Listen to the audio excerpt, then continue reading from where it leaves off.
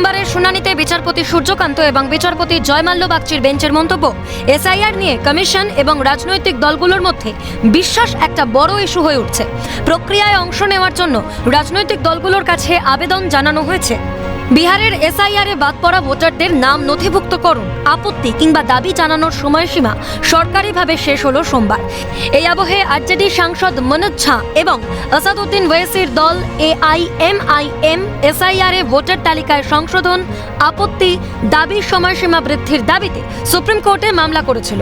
সোমবারের শুনানিতে আরজেডির আইনজীবী প্রশান্ত ভূষণ অভিযোগ করেন, দৈনিক এসআইআর আপডেটে দেখা যাচ্ছে গত এক সপ্তাহে 1 লক্ষেরও বেশি আবেদন জমা পড়েছে। শেষ দুদিনে এই সংখ্যাটা 33,349। এই অবস্থায় শুধু সময় অভাবে প্রয়োজনীয় নথি দিতে না পারার জন্য কোনো বৈধ ভোটারের নাম যেন বাদ না যায়। সওয়ালে নির্বাচন কমিশনের আইনজীবী রাকেশ দ্বিবেদী জানান, বিহারের 2,74 লক্ষ ভোটারের মধ্যে 99.5% মানুষ নথি জমা দিয়েছেন। সময়সীমা বাড়ানো হলে চূড়ান্ত ভোটার তালিকা প্রকাশের প্রক্রিয়ায় ব্যাঘাত ঘটবে। পাশাপাশি জানান, সরকারিভাবে সময়সীমা 1 সেপ্টেম্বর শেষ হলেও এই প্রক্রিয়া জারি থাকবে। প্রত্যেক বিধানসভা কেন্দ্রের মনোনয়ন জমা পড়া পর্যন্ত ভোটাররা নিজেদের আপত্তি কিংবা সংশোধন বা দাবি জানাতে পারবেন।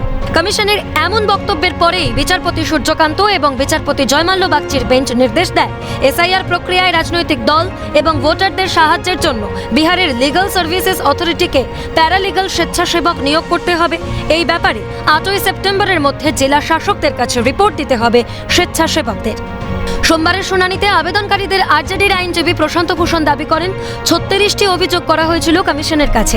অভিযোগ উড়িয়ে কমিশনের আইনজীবী রাকেশ দ্বিবেদী জানান, আরজেডির দাবি সঠিক নয়। বৈধ বিএল এর মাধ্যমে মাত্র 10টি অভিযোগ জমা দিয়েছে আরজেডি। সবকটা অভিযোগই গ্রহণ করা হয়েছে। আরজেডির একমাত্র অভিযোগ হলো ওই সমস্ত অভিযোগ কেন দলের নামে দেখানো হয়নি। আরজেডি ও সিপিএম ছাড়া অন্য কোনো দল ভোটারদের আপত্তি দাখিলে সহায়তা করেনি।